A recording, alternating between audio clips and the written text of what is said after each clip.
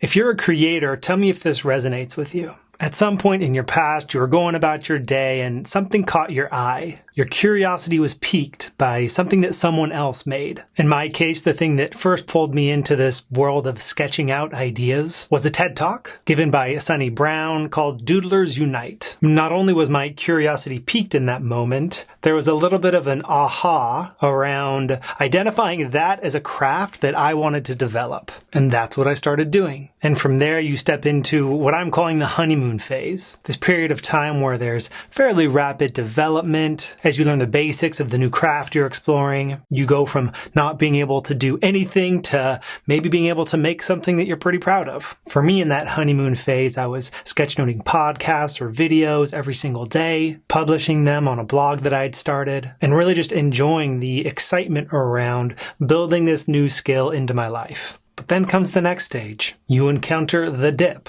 This is where you start to doubt your abilities. It's where you start to compare your work to others. No longer a complete newbie, now someone that has a bit of experience, and the steepness of your skill development starts to flatten out, and you don't even want to show your face, let alone your work. All of which you unceremoniously throw into the trash. I think my dip with sketchnoting happened when I started sketchnoting for other people. A handful of freelance opportunities came my way that I was excited to take on because the prospect of a career in this field really excited me, but caused a whole lot of stress, a whole lot of thinking that I'm not good enough. And at this stage, there are two ways you can go. You can go the I quit route, giving up on that craft, going back to that place you were before your curiosity was piqued. Or you can go into workshopping mode, where you address whatever it is that caused the dip by backing up and trying again. And if that doesn't work, you back up again and then you try again. For me, in this world of sketching out ideas, there's a lot of different materials you can use. You can go modular with sticky notes or index cards. You can get real big with poster paper up on the wall or on a large desk in front of you. You can go digital and select from one of the many apps that are well suited to visual thinking. But in addition to that workshopping of materials, there can also be workshopping around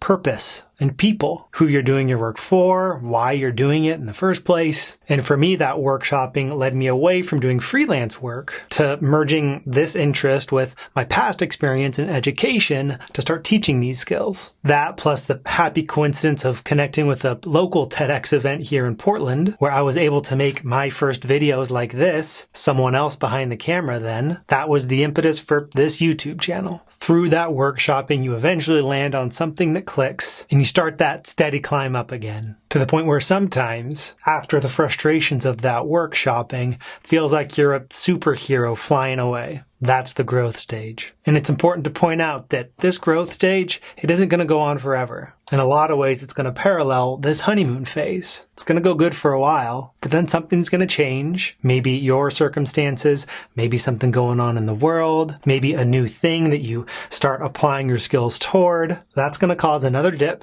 That's going to cause you to need to do some more workshopping to lead to the next stage of growth. And one of those phases of plateaued growth and then workshopping led me to the source of this shape right here, which I didn't come up with.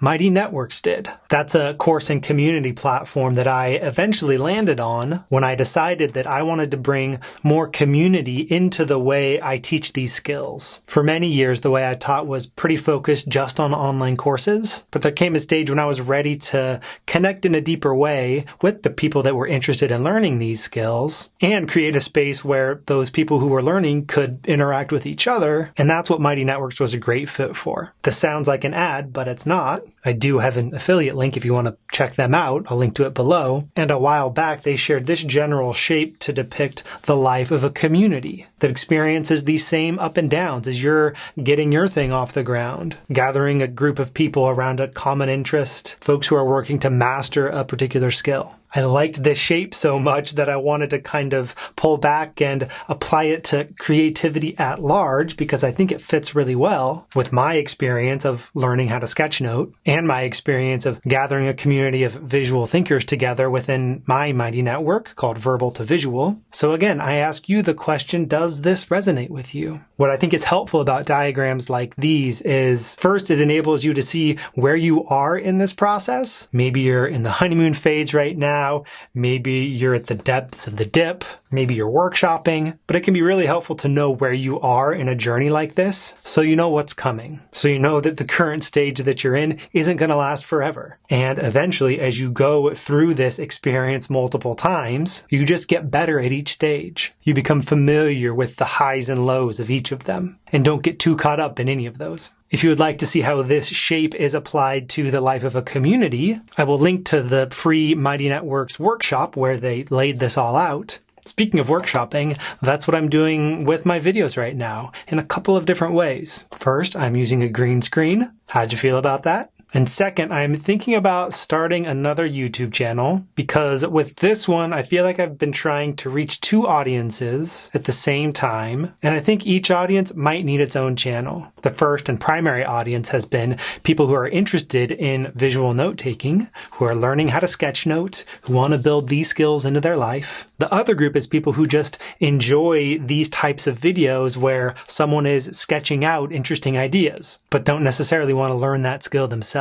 So what I'm going to do here is rename this channel back to Verbal to Visual, which is what it was up until a handful of months ago. This will be the place where I'm going to focus specifically on people who are building their sketchnoting skills. I've got a lot of ideas around videos and, in some cases, series that I think really will help bring people along this journey as it applies to sketchnoting. And I want the freedom to be able to make those videos without worrying about the people who might just be here to see interesting ideas sketched out. That's what the new Doug Neill channel will be for, which I have linked to down below. That's where I will be sketching out the interesting ideas that I come across in the books I read, the podcasts I listen to, and the videos that I watch. My hope is that this workshopping of how I share my work on YouTube will allow for each of those channels to grow at their own pace, but hopefully steadily. And I think both can still support the work that I'm doing inside of Verbal to Visual, where the courses and community events live. So do go visit verbaltovisual.com if sketchnoting is a skill that you'd like to develop.